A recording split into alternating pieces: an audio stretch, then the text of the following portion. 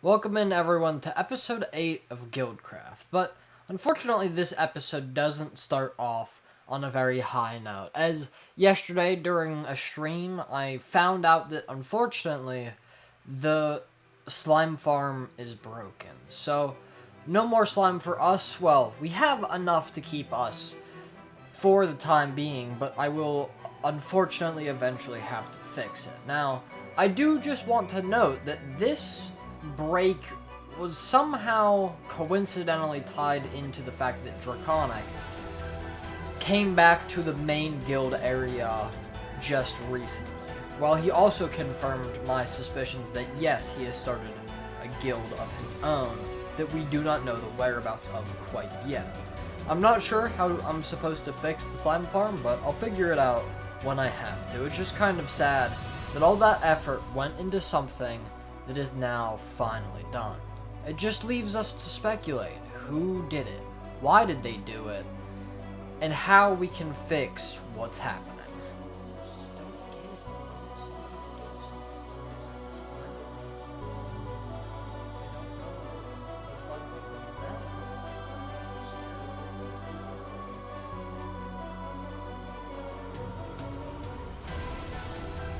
But as you do know, we are in fact beating the Ender Dragon today. So you may ask me, why wasn't that in the title and thumbnail? Well, there's actually a reason for that I want to go over. But first of all, if you are a member of Guildcraft, it's time to stop watching.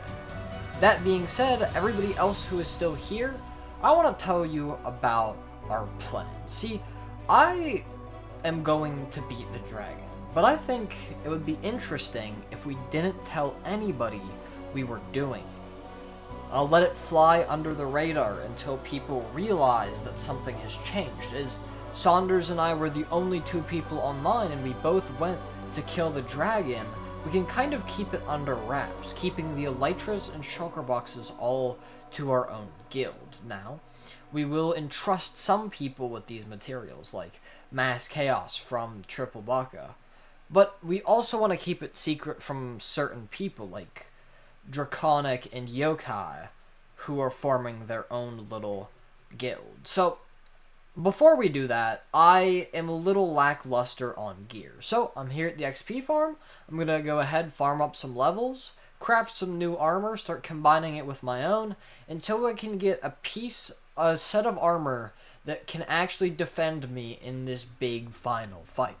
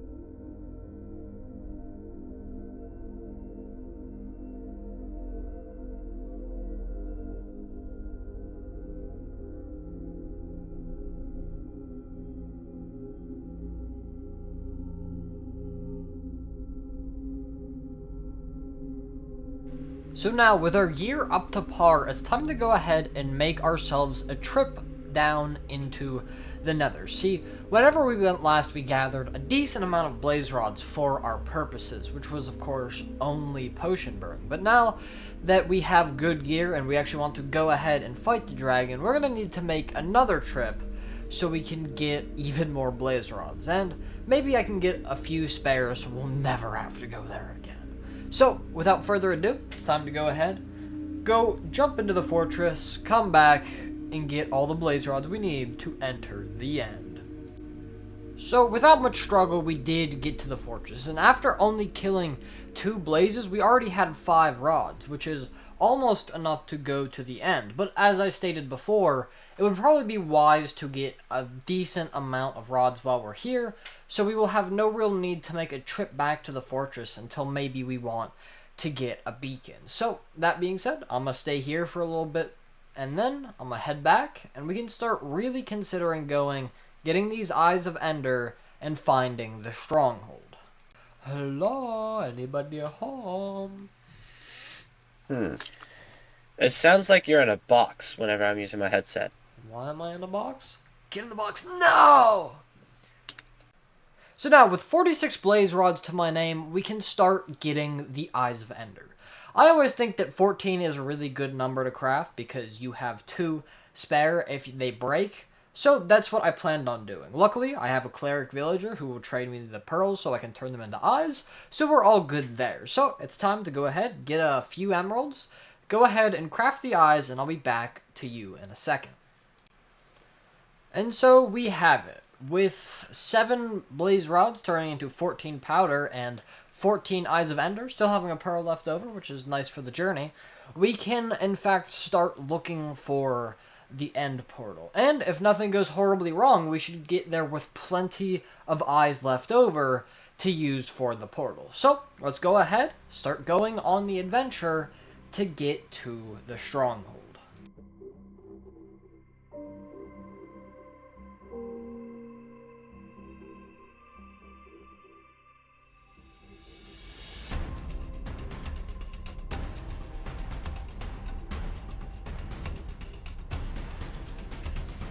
That's crazy! Oh. I'm gonna leave that in the video. No. Ah!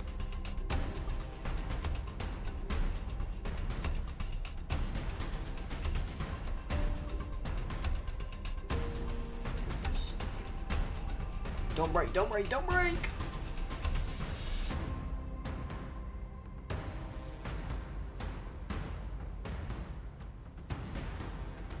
And so, what was once plenty has now turned to few.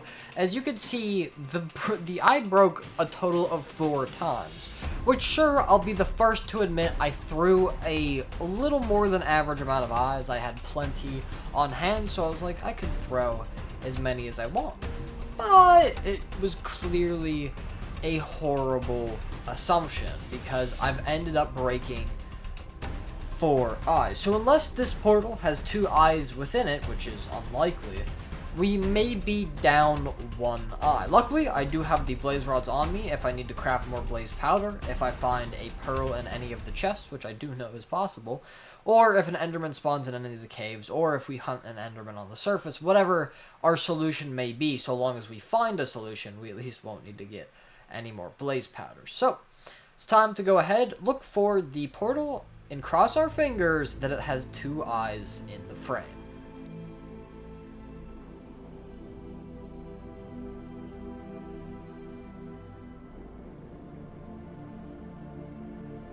So, after a bit of searching, Saunders found the portal room. So, digging into his coordinates, I look and see in dread as there's only 1 eye in the frame. Not totally unexpected, but disappointing nonetheless. So, we have to go ahead and take the few blaze rods we still have and turn them into blaze powder. Go ahead, scour the stronghold for any pearls that there may be. So, I make my way up the staircase through this iron door, and luckily there is a chest right there with a pearl inside of it. This was a blessing from Minecraft themselves, because finally, we didn't have to actually leave the stronghold to finish it up. And while I may have gaslit Saunders a little bit, we can make our way into the portal and finally take on the dragon. So we got to work, making ourselves a staircase straight up into the fight. Now see, Saunders is the only one who brought a bow, and while he kind of flamed me for that, it was kind of fine, because I had a water bucket, meaning I could go ahead and take out all of the caged crystals, so he didn't have to waste his time trying to shoot through the little gap. So I go ahead and make my way to the shortest one first, wanting to take it out as soon as humanly possible. So I start water bucketing up, and let's start getting into a real cool fight montage I've been trying to make for a little longer than I would like to admit. So, without further ado, it's time to go ahead and finish off the dragon fight.